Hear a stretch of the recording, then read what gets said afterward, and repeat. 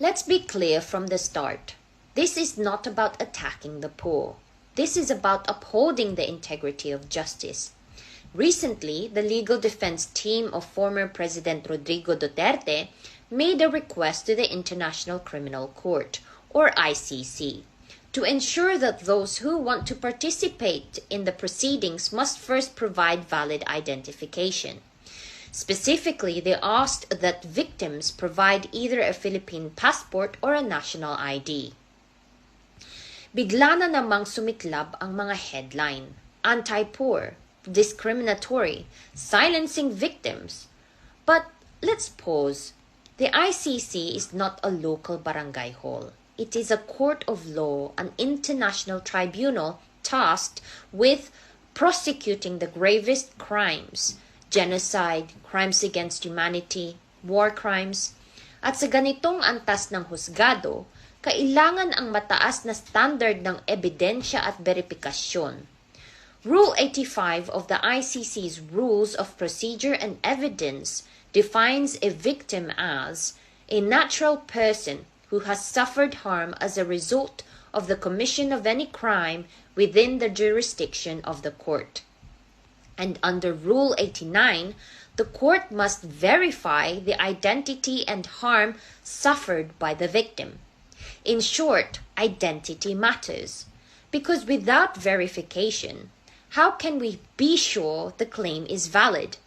How can we know the person actually suffered harm related to the case?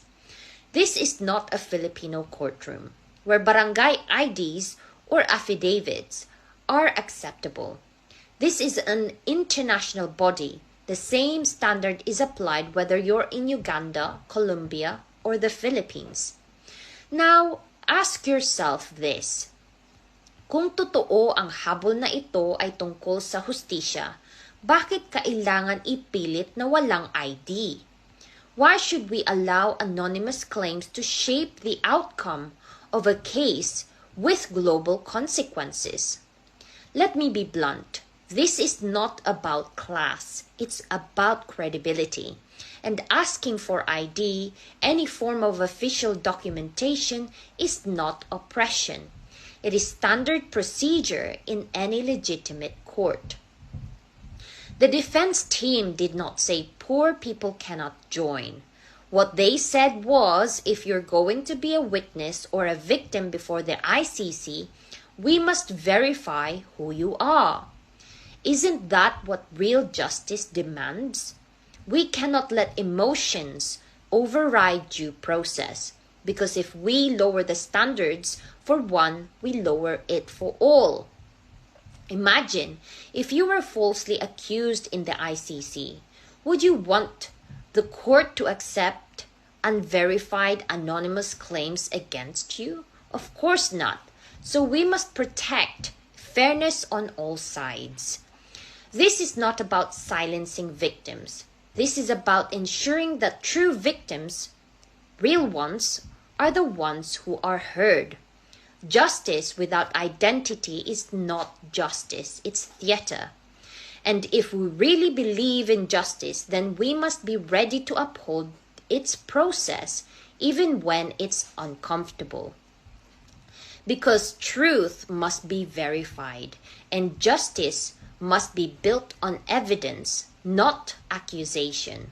That's hashtag Xandro says, they said stay quiet. I said why? Today, I want to address one of the loudest narratives being pushed against Vice President Sara Duterte about the so-called misuse of confidential funds. Well, here's the truth. Backed by evidence, not opinion. The Commission on Audit, the COA itself, has spoken. And what did they say? They gave her an unmodified opinion that means clean, compliant, and above board. No anomalies, no irregularities, no misuse. Every accusation thrown at her, baseless, political, and crushed. So now I ask, where are the critics, the ones shouting corruption, abuse, transparency. Where's the apology?